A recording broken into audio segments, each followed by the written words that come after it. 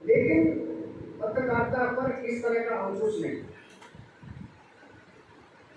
वो फोर्स घोटाला था, कोई खबर नहीं रोकी गई, अब इतना शुरू कर दिया गया जो एजेंसी से आएगा वो आपको प्रकाशित कर देगा। लेकिन आज की जो पत्रकारिता है, बहुत से यहाँ मित्र बैठे हैं जो तमाम अखबारों में काम करते हैं, इसलिए मैं किसी अखबार का तो नाम नहीं लूँगा, क्योंकि अगर ये बात किसी तरह से मालिक के पास पहुँच जाए कि हमारे अखबार की बुराई हो रही थी और वहाँ पर ये मिश्रा जी पांडे जी सुन रहे थे, तो आप समझ लो उनको जवाब जरूर देना पड़ेगा। हो सकता है उनकी नौकरी भी चले, ये सच्चाई कोई बलात्कार की हिस्सा नहीं। दुनिया में पत्रकारिता सब जगह हुई है, आज़ादी लड़ाइयाँ भी बहुत सारी जगह हुई हैं, लेकिन जो भारत का अनुभव है, जो भारत में जैसा से हुआ है, वैसा दुनिया में कहीं नहीं हुआ। इसलिए जो भी नवजागरण को हमारे भारतीय नवजागरण कहलाते हैं, इसका अकेले आज़ादी लड़ाई की पूरी नहीं था। इसके 4 आयाम थे। पहला राजनीतिक आज़ादी, दूसरा था समाज सुधार। हमारे समय हमारा समाज जो था वो बहुत ही ज़्यादा अंधविश्वास, पाखंड और एक तरह से जो होते हैं कि झूठ का, ठगी, कई तरह की बीमारियों का शिकार था, छुआछूत।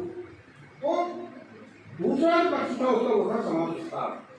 अनुसरण करती है, ऐश्वर्य उसका अनुसरण करती है, ऐश करता है, जय उसका अनुसरण करता है। जय माने विजय, तो विजय उसके पीछे दौड़ती है जो सत्यनिष्ठ है, जो सत्यनिष्ठ है, सत्यानुसार है लक्ष्य। तो अगर हम अपने धर्म का पालन करते रहें, सत्यनिष्ठ रहें, तो बड़ी से बड़ी सत्ता सामने आकर झुक जाएगी और देवता उन्हीं के सम्मुख तो प्रकट होते होंगे जो सत्यनिष्ठ होंगे, जिनमें आचरण के, जिनमें नैतिकता का बल होगा, जिनमें जितेंद्रिय होते होंगे। जो जितेंद्रिय नहीं है, जिसके पास नैतिकता का बल नहीं है, वैचारिक जिसके पास बल नहीं है, जिसका संयम नहीं है, तो उसके सामने फिर देवता भी तो नहीं आते होंगे।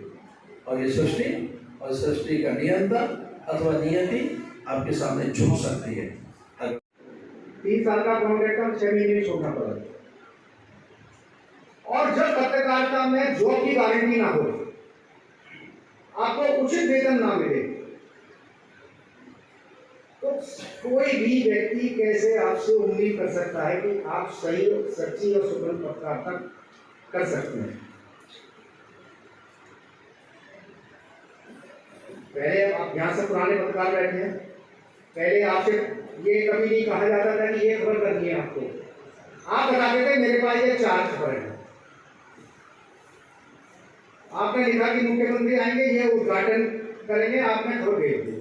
आज आपसे कहा जाता है मुख्यमंत्री आएंगे, ये उद्घाटन करेंगे, उसकी 2 खबर उल्टी चलाओ। से प्रार्थना करता हूँ कि हमारा प्रेस क्लब और ऐसे उत्तर इसमें नए आयाम प्रकट हो, नवाचार के लिए समर्पित हो।